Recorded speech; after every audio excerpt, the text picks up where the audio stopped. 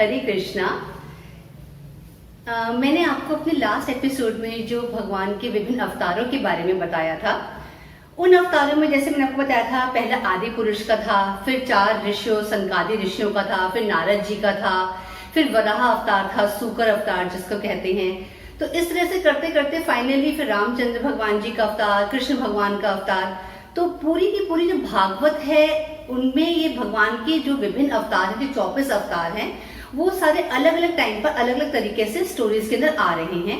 तो जो main stories जहां से स्टार्ट होंगी, जब ब्रह्मा जी ने उनके शरीर का विभाजन हुआ था, जो उनमें से स्त्री पुरुष का जो जोड़ा निकला था, फिर उनके आगे कितनी संतानें हुई, तो ये आगे की कहानी जो है ये वहां से स्टार्ट होगी।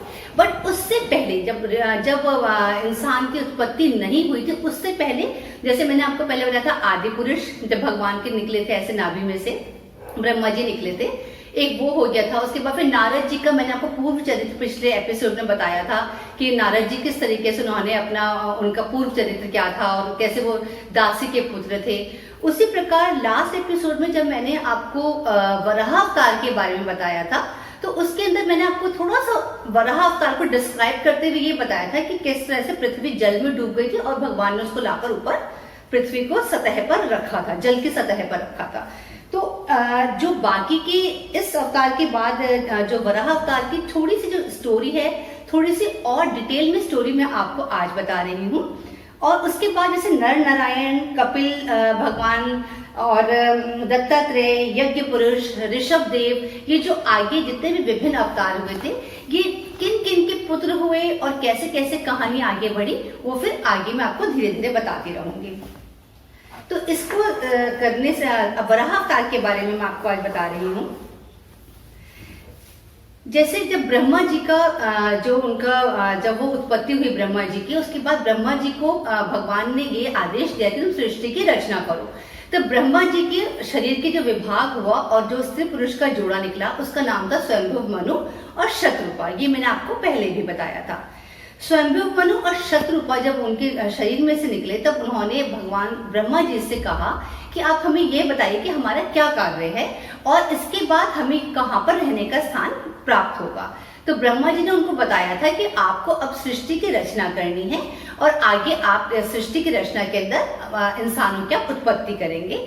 और जब उन्होंने रहने का स्थान पूछा, तो उस समय ब्रह्मा जी खुद इस चंभे में आ गए थे कि इनको रहने की जगह क्या दी जाए, क्योंकि उस समय पृथ्वी जल की सतह में डूबी हुई थी।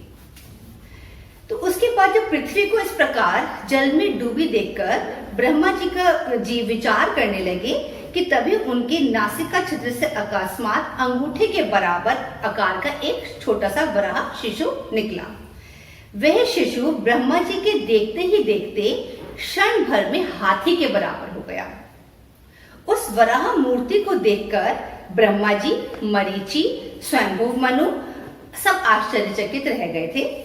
वे सब यह देख रहे थे कि यज्ञ पुरुष भगवान श्री हरि पर्वताकार के होते चले गए, मतलब उनके शरीर का विकास होता चला गया, वो बिल्कुल पर्वत के बराबर बड़े हो गए और होकर वो फिर गरजने लगे।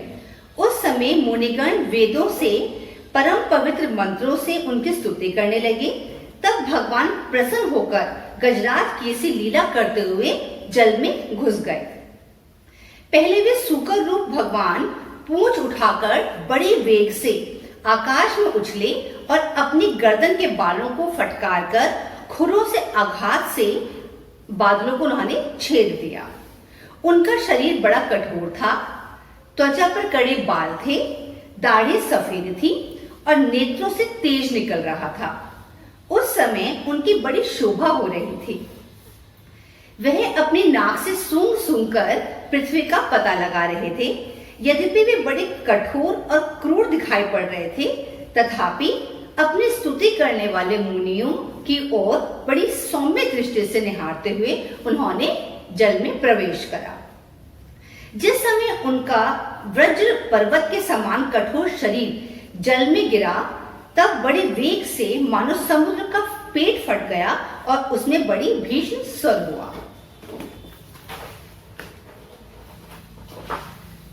तब भगवान यज्ञ मूर्ति अपने बाण के समान पैने खुरों से जल को चीरते हुए उस अपार जल राशि में पहुंच गए।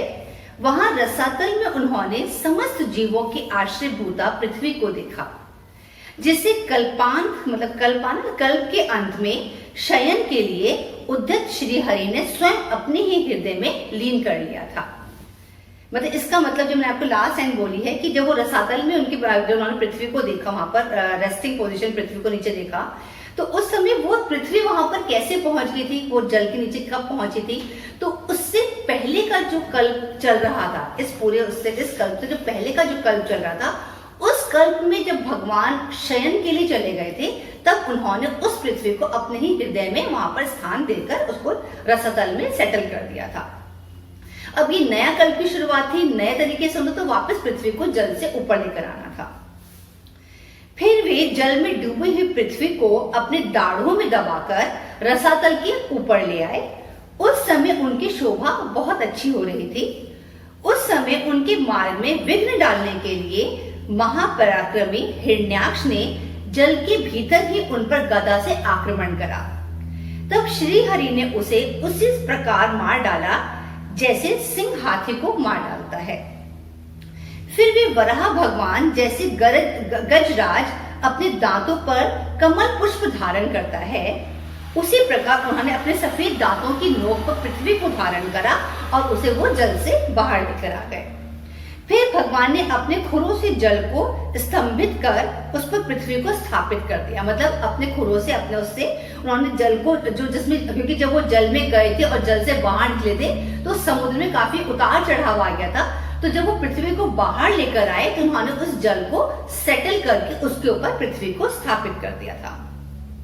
उस समय सब मुनियों, मरीचि, ब्रह्मा जी, स्वयंभू मनु आदि ने उनकी तरह तरह से स्तुति की। तब भगवान प्रसन्न होकर वहां से अंतर ध्यान हो गए। ये भगवान की वराह अवतार की लीला थी जो मैंने आज आपको स्टोरी सुनाई है। इसके आगे अब जब और नई नई कहानियां जुड़ती चली जाएंगी भगवान के अवतारों की, तब मैं आपको कहानियां सुनाऊंगी। आज के लिए मैं आपसे इजाजत चाहती हूँ।